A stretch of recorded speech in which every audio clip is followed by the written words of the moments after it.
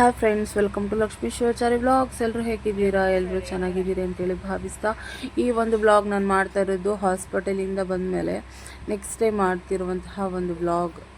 ಈ ಒಂದು ವ್ಲಾಗಲ್ಲಿ ನನಗೆ ಯಾವ ಬೇಬಿ ಆಯಿತು ಅಂತ ಹೇಳ್ತೀನಿ ನಾನು ನಿಮಗೆ. ಅದೇ ರೀತಿಯಾಗಿ ನಾವು ಯಾವಾಗ ಬಂದ್ವಿ ಹಾಸ್ಪಿಟಲಿಂದ, ಏನೇನಾಯಿತು ಮುಂದೆ ಅನ್ನೋದ್ರ ಬಗ್ಗೆ ಈ ಒಂದು ವ್ಲಾಗಲ್ಲಿ ಹೇಳ್ತೀನಿ. ಈ ಒಂದು ವಿಡಿಯೋನ ಯಾರು ಹೊಸದಾಗಿ ನೋಡ್ತಾ ಇದ್ದೀರೋ ಪ್ಲೀಸ್ ನನ್ನ ಚಾನಲ್ಗೆ ಸಬ್ಸ್ಕ್ರೈಬ್ ಮಾಡಿ, ಅದೇ ರೀತಿಯಾಗಿ ಸಪೋರ್ಟ್ ಮಾಡಿ, ಲೈಕ್ ಮಾಡಿ, ಶೇರ್ ಮಾಡಿ ಅಂತ ಹೇಳಿ ನಾನು ನಿಮ್ಮಲ್ಲಿ ಕೇಳ್ಕೊಳ್ತೀನಿ. ಈ ಒಂದು ವಿಡಿಯೋದಲ್ಲಿ ನಮ್ಮ ಪಾಪು ಮಾಡ್ತಾ ಇರೋದು ಹಾಸ್ಪಿಟಲಿಂದ ಬಂದಾದಮೇಲೆ ಫಸ್ಟ್ ಸ್ನಾನ ಅಂತಲೇ ಹೇಳ್ಬೋದು. ನಾವು ಸಂಡೇ ಡೆಲಿವರಿಗೆ ಅಂತ ಹೇಳಿ ಸಂಡೇ ಅಡ್ಮಿಟ್ ಆಗಿ ಥರ್ಸ್ಡೇ ನಾವು ಮಗು ಎಲ್ಲ ಡೆಲಿವರಿ ಆಗಿ ಬಂದಿದ್ದು. ನಾವು ಟೋಟಲಾಗಿ ಒಂದು 5 ಡೇಸ್ ಇದ್ವಿ ಅಂತಲೇ ಹೇಳ್ಬೋದು ಹಾಸ್ಪಿಟಲಲ್ಲಿ. ಈ ಒಂದು ಸ್ನಾನ, ಎಣ್ಣೆ ಸ್ನಾನ ಮಾಡ್ತಾ ಇರೋದು ಪಾಪು ಫಸ್ಟಾಗಿ ಅಂತಲೇ ಹೇಳ್ಬೋದು. ನೀಟಾಗಿ ನಮ್ಮ ಮಮ್ಮಿಯವರು ಬಂದು ಮೈಗೆಲ್ಲ ಎಣ್ಣೆ ಹಚ್ಬಿಟ್ಟು ಎಲ್ಲ ಕಾಸಿಬಿಟ್ಟು ಎಣ್ಣೆ ಹಚ್ಚಿದ್ರು.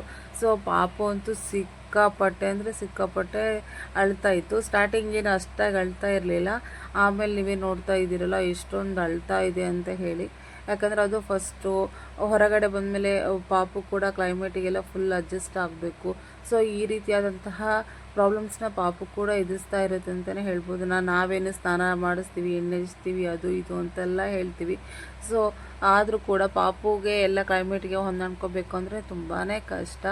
ಆದರೂ ಈ ರೀತಿಯೆಲ್ಲ ಅಮ್ಮ ನೀಟಾಗಿ ಆಯಿಲೆಲ್ಲ ಹಚ್ಬಿಟ್ಟು ನೀಟಾಗಿ ಮಸಾಜ್ ಮಾಡ್ತಾರೆ. ನೀಟಾಗಿ ಈ ರೀತಿ ಎಲ್ಲ ಕಡೆಯೂ ಎಣ್ಣೆ ಹಾಕಿಬಿಟ್ಟು ಸರಿಯಾಗಿ ಕಾಲು ಆಗಿರ್ಬೋದು, ಕೈ ಆಗಿರ್ಬೋದು, ಅದೇ ರೀತಿಯಾಗಿ ಬೆನ್ನು ಅಗಲಾಗಬೇಕು ಅಂತೇಳಿ ಬೆನ್ನೆಲ್ಲ ನೀಟಾಗೆಲ್ಲ ಉಜ್ಜಬೇಕು. ಯಾಕಪ್ಪ ಅಂತ ಹೇಳಿದರೆ ಚಿಕ್ಕ ವಯಸ್ಸಿನಲ್ಲಿ ಏನು ನಾವು ಸ್ನಾನ ಮಾಡಿಸ್ತೀವಲ್ವ, ಸೊ ಆ ಸ್ನಾನನೇ ಮಗುವಿನ ಬೆಳವಣಿಗೆಗೆ ತುಂಬಾ ಹೆಲ್ಪ್ಫುಲ್ ಆಗುತ್ತಂತಲೇ ಹೇಳ್ತೀನಿ.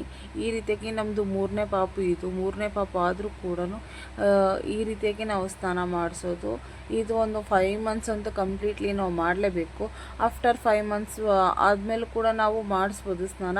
ಬಟ್ ಈ ಒಂದು 5 ಮಂತ್ಸ್ ಏನು ಇರುತ್ತಲ್ವ, ಈ ಒಂದು 5 ಮಂತ್ಸಲ್ಲಿ ಈ ರೀತಿ ಸರಿಯಾಗಿ ಮಸಾಜ್ ಮಾಡೋದ್ರಿಂದ ಎಲ್ಬ್ಗಳು ಆಗಿರ್ಬೋದು, ಕೈ ಕಾಲು ಇದ್ರ ಎಲ್ಲ ಬೆಳವಣಿಗೆ ತುಂಬ ಚೆನ್ನಾಗಿರುತ್ತೆ. ಸೊ ಹಾಗಾಗಿ ನೀಟಾಗಿ ಎಲ್ಲ ಕೊಬ್ಬರಿ ಎಣ್ಣೆ ಎಲ್ಲ ಹಾಕಿಬಿಟ್ಟು ನೀಟಾಗಿ ಕಾಸ್ಕೋಬೇಕು. ಕೊಬ್ಬರಿ ಎಣ್ಣೆನ ಕಾಸಿ ಎಷ್ಟು ನಸುಬೆಚ್ಚಗೆಲ್ಲ ಇರುತ್ತಲ್ವ, ಸೊ ಆ ಒಂದು ಇದರಿಂದ ಈ ರೀತಿಯಾಗಿ ಎಲ್ಲ ಹಿಂಡ್ಕೋಬೇಕು. ಅಲ್ಲಿ ನೋಡಿ ಎಲ್ಲ ಹಾಲೆಲ್ಲ ಬರ್ತಾ ಇದೆ. ಈ ರೀತಿ ಎಲ್ಲ ಕ್ಲೀನ್ ಮಾಡ್ಕೊತಾ ಇರಬೇಕು ಸ್ನಾನ ಮಾಡಿಸ್ತಾ ಇರಬೇಕಾದ್ರೆ. ಇದು ಎಲ್ಲ ನನಗೆ ಸ್ಟಾರ್ಟಿಂಗ್ ನಮ್ಮ ಚಿನ್ನಿದು ನೋಡಿದಾಗೆ ತುಂಬಾ ಶಾಕ್ ಅನ್ನಿಸ್ತು. ಈ ರೀತಿಯಾಗೆಲ್ಲ ಚಿಕ್ಕ ಮಕ್ಕಳಿಗೆಲ್ಲ ಹಾಲು ಬರುತ್ತಾ ಅಂತ ಹೇಳಿ. ಆಮೇಲೆ ಗೊತ್ತಾಯಿತು ಸಣ್ಣ ಮಕ್ಕಳಿಗೆ ಬರುತ್ತೆ ಅಂಥೇಳಿ. ಈ ರೀತಿ ಹಿಂಡಿ ತೆಗಿಬೇಕು.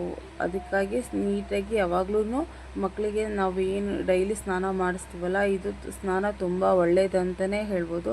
ನಾವೆಲ್ಲ ಕೊಬ್ಬರಿ ಎಣ್ಣೆ ಹಾಕ್ಸಿರೋದು ಒರಿಜಿನಲ್ಲು. ನಮ್ಮ ಮನೇಲೆ ನಾವು ಕೊಬ್ಬರಿ ಎಲ್ಲ ಇರುತ್ತೆ. ಸೊ ಆ ಕೊಬ್ಬರಿಯಿಂದನೇ ನಾವು ಕೊಬ್ಬರಿ ಎಣ್ಣೆ ಮಾಡಿಸ್ಕೊಂಡ್ಬಿಟ್ಟು ಎಲ್ಲ ನೀಟಾಗಿ ಕಾಯಿಸ್ಬಿಟ್ಟು ಹಾಕ್ತೀವಿ. ಅದಾದಮೇಲೆ ಎಣ್ಣೆ ಎಲ್ಲ ನೀಟಾಗಿ ಹಚ್ಚಿ ಮಸಾಜ್ ಎಲ್ಲ ಮಾಡಿದ್ಮೇಲೆ ಈ ರೀತಿಯಾಗಿ ಬಿಸಿ ಬಿಸಿ ನೀರು ಫುಲ್ ಅಂದರೆ ಫುಲ್ಲಲ್ಲ, ಆದರೂ ಕೂಡ ಒಂದು ಸ್ವಲ್ಪ ಜಾಸ್ತಿ ಬಿಸಿ ನೀರೇ ನಾವು ಮಕ್ಕಳಿಗೆ ಹಾಕೋದ್ರಿಂದ ಮಕ್ಕಳಿಗೆ ಏನು ಬರೀ ಮಲ್ಗೆ ಇರ್ತಾರಲ್ವ, ಸೊ ಆ ಒಂದು ಪೇನ್ ಎಲ್ಲ ಹೋಗುತ್ತೆ ಅಂತಲೇ ಹೇಳ್ಬೋದು. ಅದೇ ರೀತಿಯಾಗಿ ಮಕ್ಕಳನ್ನ ಎಲ್ಲರೂ ಕೂಡ ಎತ್ಕೊಳ್ತಾ ಇರ್ತಾರೆ. ಅವ್ರಿಗೂ ಮಕ್ಕಳಿಗೆ ಕೂಡ ಕೈ ನೋವು, ಕಾಲು ನೋವು, ಈ ರೀತಿ ಎಲ್ಲ ಪೇನ್ಸ್ ಇರುತ್ತೆ. ನಮಗೆ ಗೊತ್ತಾಗಲ್ಲ, ಯಾಕಂದ್ರೆ ಅವು ಹೇಳ್ಕೊಳಕ್ಕಾಗೋದಿಲ್ವಲ್ಲ. ಸೊ ಹಾಗಾಗಿ ನಾವು ಏನು ಮಾಡಬೇಕು ಅಂತ ಹೇಳಿದ್ರೆ ನೀಟಾಗಿ ಈ ರೀತಿಯಾಗಿ ಆಯಿಲ್ ಮಸಾಜ್ ಮಾಡಿಬಿಟ್ಟು ಬಿಸಿನೀರು ಹಾಕೋದ್ರಿಂದ ಮಕ್ಕಳ ಹೆಲ್ತಿಗೆ ತುಂಬಾ ಒಳ್ಳೆಯದು. ಆ ಪಾಪದ್ದು ಸ್ನಾನ ಮಾಡಬೇಕಾದ್ರೆ ಏನು ಜಾಸ್ತಿ ಅಳ್ಳಿಲ್ಲ. ಅದು ಫುಲ್ ಒಂಥರ ಆರಾಮ್ ಅನಿಸ್ತಾ ಇತ್ತು. ಸುಮ್ಮನೆ ಮಲಗಿದ್ಲು. ಎಲ್ಲ ಆಯಿಲೆಲ್ಲ ಹಾಕ್ಬಿಟ್ಟು ಈ ರೀತಿ ನೀರು ಮಸಾಜ್ ಮಾಡಿ ನೀರು ಹಾಕೋದ್ರಿಂದ ಮಕ್ಕಳಿಗಂತೂ ತುಂಬ ಆರಾಮ್ ಅನಿಸುತ್ತೆ. ಸೊ ಇದೆಲ್ಲ ಆದ ನಂತರ ಒಂದು ಸ್ವಲ್ಪ ಲೋಬಾನ ಎಲ್ಲ ಹಾಕಬೇಕು.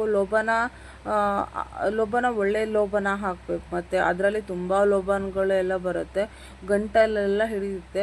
ತುಂಬ ಚೆನ್ನಾಗಿ ಹೇಳ್ತಾರೆ ಡಾಕ್ಟರ್ಸ್ ಕೂಡ, ಲೋಬಾನ ಜಾಸ್ತಿ ಹಾಕಬಾರ್ದು ಮಕ್ಕಳಿಗೆ ಅಂತ ಹೇಳಿ. ಆದರೆ ನಾವು ಒಂದು ಸ್ವಲ್ಪ ಅವಾಗವಾಗ ಲೋಬಾನ ಹಾಕೋದ್ರಿಂದ ಮಕ್ಕಳಿಗೆ ನಾವು ತಲೆ ಸ್ನಾನ ಏನು ಮಾಡಿಸಿರ್ತೀವಲ್ವ, ಆ ನೆಗಡಿ ಶೀತ ಜ್ವರ ಈ ರೀತಿ ಎಲ್ಲ ಬರೋದಿಲ್ಲ ಅಂತ ಹೇಳಿ ಹಳೆ ಪದ್ಧತಿ ಒಂದು ನಂಬಿಕೆ ಅಂತಲೇ ಸಂಪ್ರದಾಯ ಅಂತಲೇ ಹೇಳ್ಬೋದು. ಸೊ ಹಾಗಾಗಿ ನಾವು ಕೂಡ ಲೋಬನ ಹಾಕ್ತೀವಿ. ನನ್ನ ಇಬ್ಬರು ಮಕ್ಕಳಂತೂ ಪಾಪುನಂತೂ ಸ್ನಾನ ಮಾಡಿಸೋದಕ್ಕೆ ಅವ್ರಿಗೆ ಸಿಕ್ಕಾಪಟ್ಟೆ ಖುಷಿ ಇತ್ತು ಅಂತಲೇ ಹೇಳ್ಬೋದು. ಅವಳು ನಮ್ಮ ಚಿನ್ನಿ ಅಂತೂ ಬಿಡ್ತಾನೆ ಇರಲಿಲ್ಲ, ನಮ್ಮ ತಂಗಿ ಅಂತ. ಇವಳು ನೋಡಿ ಎಷ್ಟು ಆರಾಮಾಗಿ ಮಲ್ಕೊಂಡು ಸ್ನಾನ ಮಾಡ್ತಾ ಇದ್ದಾಳೆ. ಅವಳಿಗೊಂಥರ ಹಾಯ್ ಅನ್ನಿಸ್ತಾ ಇದೆ. ಅಪ್ಪು ಕೂಡ ಅದನ್ನೇ ನೋಡ್ತಾ ಇದ್ದ. ಈಗಿನ ಮಕ್ಕಳಿಗಂತೂ ನಾವು ಏನು ಹೇಳಲಿಕ್ಕೆ ಆಗಲ್ಲ, ಪ್ರತಿಯೊಂದು ಕೂಡ ಮಕ್ಕಳಿಗೆ ಅರ್ಥ ಆಗುತ್ತೆ. ಎಲ್ಲ ಸ್ನಾನ ಆದಮೇಲೆ ನೀಟಾಗಿ ಈ ರೀತಿ ಕಣ್ಣಿಗೆ ಸೋಪ್ ಹೋಗ್ಲಿಲ್ದಂಗೆ ನೀಟಾಗೆಲ್ಲ ಹಿಂಗೆ ಹಚ್ಚಿ ತೊಳಿತಾರೆ. ಲಾಸ್ಟಿಗೆ ಇದೆಲ್ಲ ಆದಮೇಲೆ ಮತ್ತು ಎಲ್ಲ ನೀರು ಇಳೆ ತೆಗಿಬೇಕು ಮಕ್ಕಳಿಗೆ ಯಾವಾಗಲೂ. ಸ್ನಾನ ಎಲ್ಲ ಆದಮೇಲೆ ನೋಡಿ ಅಪ್ಪು ಎಲ್ಲ ಕೈಲೆಲ್ಲ ಮುಟ್ತಾ ಇದ್ದಾನೆ ಪಾಪುನ. ಎಷ್ಟು ಮಕ್ಕಳನ್ನ ನಾವು ಕೇರ್ ಮಾಡ್ತೀವೋ ಸಣ್ಣ ಮಕ್ಕಳಿದ್ದಾಗ ಅಷ್ಟು ಒಳ್ಳೆಯದಂತಲೇ ನಾವು ಹೇಳ್ಬೋದು.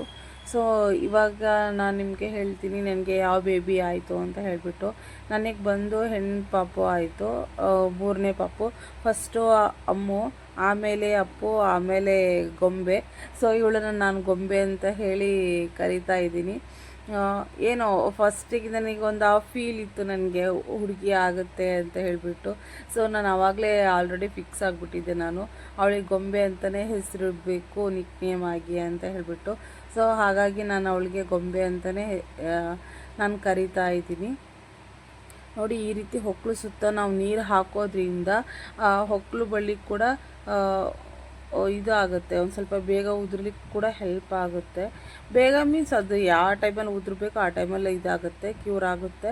ಆದರೂ ಕೂಡ ಅಲ್ಲಿ ಒಂದು ಸ್ವಲ್ಪ ಲಾಸ್ಟಿಗೇನು ಒಂದು ಸ್ವಲ್ಪ ಬೆಚ್ಚ ನೀರು ಹಾಕಿದರೆ ತುಂಬಾ ಒಳ್ಳೆಯದು. ಅವಳಿಗಂತೂ ಸ್ನಾನ ಮಾಡಿ ಫುಲ್ ಸುಸ್ತಾಗಿತ್ತಂತಲೇ ಹೇಳ್ತೀನಿ. ಅಪ್ಪು ನೋಡಿ ಅವಳನ್ನು ಮಾತಾಡ್ಸೋಕ್ಕೆ ಹೋಗೋದು ಅಷ್ಟು ಒಂಥರ ಚೆನ್ನಾಗಿತ್ತು. ನನಗಿದ್ರ ನಡುವೆ ಇನ್ನೂ ನಾನು ಬಂದು 5 ಡೇಸ್ ಆಗಿರೋದ್ರಿಂದ ಇದು 6th ಡೇ ಅನಿಸುತ್ತೆ ಇದು ಈ ಒಂದು ವ್ಲಾಗ್ ಮಾಡ್ತಾ ಇರೋದು.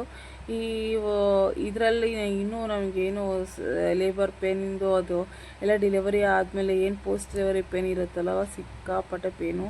ನನಗೆ ಓಡಾಡ್ಲಿಕ್ಕೆ ಕೂಡ ತುಂಬಾ ಕಷ್ಟ ಇತ್ತು ಅಂತಲೇ ಹೇಳ್ತೀನಿ. ಏನು ಮಾಡಲಿಕ್ಕಾಗಲ್ಲ. ಈ ಒಂದು ನನಗೆ ಈ ವ್ಲಾಗ್ಸ್ ಎಲ್ಲ ಮಾಡೋಕ್ಕಾಗ್ತಾ ಇಲ್ಲ, ಇದೆಲ್ಲ ನಮ್ಮ ತಮ್ಮ ಮಾಡಿರೋದು. ಆ ಒಂದು ವಿಡಿಯೋಕ್ಕೆ ನಾನು ವಾಯ್ಸ್ ಓವರ್ ಕೊಟ್ಟು ವ್ಲಾಗ್ನ ಅಪ್ಲೋಡ್ ಮಾಡ್ತಾ ಇದ್ದೀನಿ. ನೋಡಿ ಪಾಪು ಫುಲ್ ಈಗಲೇ ಒಂದು ಸ್ವಲ್ಪ ನಿದ್ದೆ ಮೂಡಲ್ಲ, ಅವರ ಪಪ್ಪನ ಹೆಂಗೆ ನೋಡ್ತಾ ಇದ್ದಾಳೆ. ಇಲ್ಲ ಮಲ್ಕೊಂಬಿಟ್ಟಿದ್ದಾಳೆ ಅವಳು. ಈ ರೀತಿಯಾಗಿ ಒಂದು ಇವತ್ತಿನ ವ್ಲಾಗ್ ಇದೆ ಅಂತಲೇ ಹೇಳ್ತೀನಿ. ನೋಡಿ ಈ ಒಂದು ಹೊಸದಾಗಿ ಯಾರು ನನ್ನ ಯೂಟ್ಯೂಬ್ ಚಾನಲ್ ನೋಡ್ತಾ ಇದ್ದೀರೋ ಪ್ಲೀಸ್ ನನ್ನ ಚಾನಲ್ಗೆ ಸಬ್ಸ್ಕ್ರೈಬ್ ಮಾಡಿ, ಅದೇ ರೀತಿಯಾಗಿ ಸಪೋರ್ಟ್ ಮಾಡಿ ಅಂತಲೇ ನಾನು ನಿಮ್ಮಲ್ಲಿ ಕೇಳ್ಕೊಳ್ತೀನಿ. ಸ್ನಾನ ಎಲ್ಲ ಆದಮೇಲೆ ಈ ರೀತಿಯಾಗಿ ಕಾಟನ್ ಬಟ್ಟೆಯಿಂದ ನೀಟಾಗೆಲ್ಲ ಪಾಪು ಮೈನ ಒರೆಸ್ಬಿಟ್ಟು ಪೌಡ್ರೆಲ್ಲ ಹಚ್ಚಿ ಒಂದು ಸ್ವಲ್ಪ ಲೋಬನೆಲ್ಲ ಹಾಕಿಬಿಟ್ಟು ಮಲಗಿಸ್ಬೇಕೀಗ. ಮಲಗಿಸಿದ ನಂತರ ಮತ್ತೆ ನಮಗೆ ಏನೇನಿರುತ್ತೋ ಕೆಲಸಗಳನ್ನು ಅದನ್ನು ಮಾಡ್ಕೊಳ್ಳೋದು. ನನಗಂತೂ ಸಿಕ್ಕಾಪಟ್ಟೆ ಪೇನ್ ಇತ್ತು, ಅದು ಹೇಳಲಿಕ್ಕೆ ಆಗೋದಿಲ್ಲ ಆ ಪೇನ್ನ. ಸೊ ನಮ್ಮ ಮನೆಯವರಂತೂ ತುಂಬಾ ಹೆಲ್ಪ್ ಮಾಡ್ತಾಯಿದ್ರು. ಅವರು ಅಲ್ಲಿ ನಮ್ಮೂರಲ್ಲಿ ಇರೋವರೆಗೂ ತುಂಬಾ ನನಗೆ ಕೇರಿಂಗ್ ಮಾಡಿದರು ಅಂತಲೇ ಹೇಳ್ಬೋದು. ನಮ್ಮ ಮನೆಯವರಾಗಿರ್ಬೋದು, ಅಮ್ಮ ಆಗಿರ್ಬೋದು, ತುಂಬಾ ಕೇರಿಂಗು. ಈ ಟೈಮಲ್ಲಿ ಮಾಡಿದೆ ಆ ಟೈಮಲ್ಲಿ ಮಾಡ್ತಾರೆ ಅನಿಸ್ತು ಒಂದೊಂದು ಸರಿ. ಬಟ್ ಯಾವಾಗಲೇ ಆಗಲಿ ಯಾರೇ ಆಗಿರ್ಬೋದು, ಏನೋ ಕಷ್ಟ ಇದ್ದಾಗ ಇರಬೇಕು, ಕಷ್ಟ ಇದ್ದಾಗ ಇರಬೇಕು ಅನ್ನೋದಕ್ಕಿಂತ ಹೆಚ್ಚಾಗಿ ಏನಪ್ಪ ಅಂತ ಹೇಳಿದರೆ, ಕಷ್ಟ ಇದ್ದಾಗ ಯಾರು ನಮ್ಮ ಜೊತೆಗೆ ಇರ್ತಾರೆ, ಅದೇ ರೀತಿಗೆ ಯಾರು ನಮ್ಮ ಜೊತೆ ನಿಲ್ತಾರೆ ಅನ್ನೋದು ಗೊತ್ತಾಗುತ್ತೆ. ಸೊ ಈ ಒಂದು ಅಂಶವನ್ನು ನಾನಂತೂ ಮುಂಚೆ ಎಲ್ಲ ನಾನು ಅದು ಇದು ಮೋಟಿವೇಶನ್ಸ್ ವಿಡಿಯೋ ನೋಡ್ತಾ ಇದ್ದೆ. ಬಟ್ ನಮ್ಮ ಲೈಫೇ ನಮಗೆ ಸಿಕ್ಕಾಪಟ್ಟೆ ಮೋಟಿವೇಶನ್ ಅಂತಲೇ ಹೇಳ್ಬೋದು. ಯಾಕಪ್ಪ ಅಂತ ಹೇಳಿದರೆ ನಮ್ಮ ಲೈಫಲ್ಲೇ ಸಿಕ್ಕಾಪಟ್ಟೆ ಸವಾಲುಗಳು ಎದುರಾಗ್ತವೆ, ಸಮಸ್ಯೆಗಳು ಎದುರಾಗ್ತವೆ. ಸೊ ಈ ಒಂದು ಸವಾಲುಗಳೇ ನಮಗೆ ಏನಾಗುತ್ತೆ ಅಂತ ಹೇಳಿದರೆ ನಮ್ಮ ಲೈಫಿಗೆ ಉತ್ತರಗಳನ್ನು ಕಂಡುಕೊಡ್ತಾ ಹೋಗ್ತವೆ. ಹಲವಾರು ಪ್ರಶ್ನೆಗಳಿಗೆ ಅವು ಉತ್ತರಗಳನ್ನು ಕಂಡುಕೊಡ್ತಾ ಹೋಗ್ತವೆ. ಯಾರು ನಮ್ಮ ಜೊತೆಗಿರ್ತಾರೆ, ಯಾರು ನಮ್ಮ ಜೊತೆ ನಿಲ್ತಾರೆ ಅನ್ನೋದ್ರ ಬಗ್ಗೆ. ಸೊ ನನಗಂತೂ ಸುಮಾರು ವಿಷಯಗಳು ಅರ್ಥ ಆಗಿದ್ದಾವೆ ಅಂತಲೇ ಹೇಳ್ತೀನಿ. ಇನ್ನೂ ಅರ್ಥ ಆಗ್ತಾನೇ ಇರ್ತವೆ ಲೈಫ್ ಲಾಂಗ್. ಯಾರು ಕೂಡ ಹೇಳ್ತೀವಲ್ಲ, ಎಲ್ಲದನ್ನು ಕೂಡ ನಾವು ಹೇಳಲಿಕ್ಕೇನೂ ಆಗೋದಿಲ್ಲ. ಬಟ್ ಇದು ಮಾತ್ರ ಹೇಳ್ಬೋದು, ನಮ್ಮ ಸಮಸ್ಯೆಗಳೇ ನಮಗೆ ಪ್ರಶ್ನೆಗಳು, ನಮ್ಮ ಪ್ರಶ್ನೆಗಳೇ ನಮಗೆ ಉತ್ತರಗಳಂತಲೇ ನಾನು ಹೇಳ್ತೀನಿ. ಇವು ಯಾಕಪ್ಪ ಅಂತ ಹೇಳಿದರೆ, ಅಷ್ಟು ಕೆಲವೊಂದು ನೋವುಗಳಾಗಿದ್ದಾವೆ. ಆ ನೋವುಗಳು ಏನೂ ಮಾಡಲಿಕ್ಕಾಗೋದಿಲ್ಲ, ಎಲ್ಲದನ್ನು ಸಹಿಸ್ಕೊಂಡು ಹೋಗಬೇಕು. ನಮ್ಮ ಅಸಹಾಯಕತೆಯಿಂದ ನಾವು ಇದ್ದೀವಿ ಅಂತ ಹೇಳಿದಾಗ ಯಾವ ರೀತಿ ನಮ್ಮನ್ನು ನೋಡ್ತಾರೆ, ನಾವು ಬಲಿಷ್ಠ ಆಗಿದ್ದೀವಿ ಅಂದಾಗ ನಮ್ಮನ್ನು ಯಾವ ರೀತಿ ನೋಡ್ತಾರೆ. ಸೊ ನಮಗೆ ಕಷ್ಟಗಳು ಬಂದಾಗನೇ ಎಲ್ಲರೂ ಯಾವ ರೀತಿ ಇರ್ತಾರೆ ಅನ್ನೋದ್ರ ಬಗ್ಗೆ ನಮ್ಗೆ ಅರಿವು ಆಗ್ತಾ ಹೋಗುತ್ತೆ. ಅದೇನು ಮಾಡಲಿಕ್ಕಾಗೋದಿಲ್ಲ, ಅದು ಲೈಫ್ ಅಂತಲೇ ಹೇಳ್ಬೋದು. ಜೀವನನೇ ಹೀಗೆ, ನಾವು ಇನ್ನೊಬ್ಬರ ಮೇಲೆ ನಾವು ದೂಷಣೆ ಮಾಡೋದಕ್ಕಿಂತ ಹೆಚ್ಚಾಗಿ ನಾವು ಯಾವ ರೀತಿ ಇರ್ತೀವಿ, ನಮ್ಮ ಲೈಫ್ನ ಯಾವ ರೀತಿ ನಾವು ನೋಡ್ಕೊಳ್ತೀವಿ ಅನ್ನೋದ್ರ ಮೇಲೆ ಡಿಪೆಂಡ್ ಆಗಿರುತ್ತೆ ಅಂತ ನಾನು ಅಂದ್ಕೊಂಡಿದ್ದೀನಿ. ಅದೇ ರೀತಿಯಾಗಿ ನನ್ನ ಮುಂದಿನ ಲೈಫ್ ಕೂಡ ಮೂವ್ ಆಗ್ತಾ ಇರುತ್ತೆ. ಯಾರು ಏನೇ ಅಂದರೂ ಲೈಫ್ ಮೂವ್ ಆನ್, ಯಾವಾಗಲೂ ಕೂಡ ನಾವು ಮೂವ್ ಮಾಡ್ತಾನೇ ಇರಬೇಕು. ಎಲ್ಲಿ ಕೂಡ ನಾವು ಸ್ಟಾಪ್ ಮಾಡಲಿಕ್ಕೆ ಆಗೋದಿಲ್ಲ. ಯಾಕಂತ ಹೇಳಿದರೆ, ನಾವು ಒಂದು ಜೀವನ ಅನ್ನೋದನ್ನು ನಾವು ತೊಗೊಂಡ್ಬಿಟ್ಟಿದ್ದೀವಿ ಆಲ್ರೆಡಿ. ಆ ಜೀವನದಲ್ಲೇ ನಾವು ಹೋಗಬೇಕು. ಕಷ್ಟಗಳು ಬಂದಿದೆ ಅಂತೇಳಿ ಮುಂದಿಟ್ಟು ಹೆಜ್ಜೆನ ಹಿಂದೆ ಇಡಲಿಕ್ಕಾಗಲ್ಲ. ನಾವು ಸುಖ ಬಂದಿದ್ದೀವಿ ಅಂತ ಹೇಳಿ ಮುಂದೆ ತುಂಬ ಹೆಜ್ಜೆಗಳನ್ನು ಕೂಡ ನಾವು ಇಡಲಿಕ್ಕಾಗಲ್ಲ. ಯಾಕಂದರೆ ಅದನ್ನು ಕೂಡ ನಾವು ತುಂಬ ಅನುಭವಿಸ್ತೀವಿ. ಅದೇ ರೀತಿಯಾಗಿ ಮುಂದೆ ಇಟ್ಟ ಹೆಜ್ಜೆನ ಹಿಂದೆ ತೆಗ್ದಾಗ ಕೂಡ ತುಂಬ ಅನುಭವಿಸ್ತೀವಿ ಅಂತಲೇ ಹೇಳ್ಬೋದು. ಸೊ ಹಾಗಾಗಿ ನಮ್ಮ ಲೈಫ್ನ ಯಾವ ರೀತಿ ಇರುತ್ತೋ ಆ ರೀತಿ ನಾವು ಮುನ್ನಡೆಸ್ಕೊಂಡು ಹೋಗಲೇಬೇಕು. ಎಲ್ಲದಕ್ಕೂ ಕಾಲನೇ ಸರಿಯಾದ ಉತ್ತರ ಕೊಡುತ್ತೆ ಅಂತಲೇ ಹೇಳ್ತೀನಿ. ಸೊ ಇದು ಮಾತ್ರ ಗ್ಯಾರಂಟಿ. ಅದೆಲ್ಲ ಹೋಗಲಿ. ಏನಪ್ಪ ಅಂತ ಹೇಳಿದರೆ, ಪೋಸ್ಟ್ ಡೆಲಿವರಿ ಆದಮೇಲೆ ಅಂತೂ ನನಗೆ ಸಿಕ್ಕಾಪಟ್ಟೆ ಪೇನ್ ಇತ್ತು. ನಮ್ಮ ಮನೆಯವ್ರು ಕೂಡ ತುಂಬಾ ಹೆಲ್ಪ್ ಮಾಡ್ತಾಯಿದ್ರು. ಅಮ್ಮ ಆಗಿರ್ಬೋದು, ನಮ್ಮ ಮನೆಯವರಾಗಿರ್ಬೋದು, ಎಲ್ಲರೂ ಕೂಡ. ನನಗಂತೂ ನಡೆಯೋಕ್ಕಂತೂ ಸಿಕ್ಕಾಪಟ್ಟೆ ಕಷ್ಟ ಆಗ್ತಾಯಿತ್ತು. ಸ್ವಲ್ಪ ದಿನ ಅಲ್ವಾ, ಮತ್ತು ಕ್ಯೂರ್ ಆಗೋವರೆಗೂ ಅಷ್ಟೇ. ಸೊ ನೆಕ್ಸ್ಟ್ ವ್ಲಾಗಲ್ಲಿ ನನಗೆ ನಾರ್ಮಲ್ ಡೆಲಿವರಿ ಆಯಿತಾ, ಅದೇ ರೀತಿಯಾಗಿ ಸೆಕ್ಷನ್ ಡೆಲಿವರಿ ಆಯಿತಾ, ಮತ್ತು ಅದೇ ರೀತಿಗೆ ಪಾಪು ಎಷ್ಟು kg ಇತ್ತು, ಯಾವಾಗ ಹುಟ್ಟಿತು, ಎಲ್ಲದ್ರ ಬಗ್ಗೆ ಡೀಟೇಲ್ಸ್ನ ನಾನು ನಿಮಗೆ ಕೊಡ್ತಾ ಹೋಗ್ತೀನಿ. ಈ ಒಂದು ಹೊಸದಾಗಿ ಯಾರು ವಿಡಿಯೋ ನೋಡ್ತಾಯಿದ್ರು, ಪ್ಲೀಸ್ ನನ್ನ ಚಾನಲ್ಗೆ ಸಬ್ಸ್ಕ್ರೈಬ್ ಮಾಡಿ, ಅದೇ ರೀತಿಯಾಗಿ ಸಪೋರ್ಟ್ ಮಾಡಿ ಅಂತ ಹೇಳಿ ಕೇಳ್ಕೊಳ್ತಾ ಈ ಒಂದು ವ್ಲಾಗ್ನ ನಾನು ಇಲ್ಲಿಗೆ ಎಂಡ್ ಮಾಡ್ತೀನಿ ಫ್ರೆಂಡ್ಸ್. ಬಾಯ್. ಪ್ಲೀಸ್ ಸಪೋರ್ಟ್ ಮಾಡಿ ಅಂತ ಕೇಳ್ಕೊಳ್ತೀನಿ. ಬಾಯ್.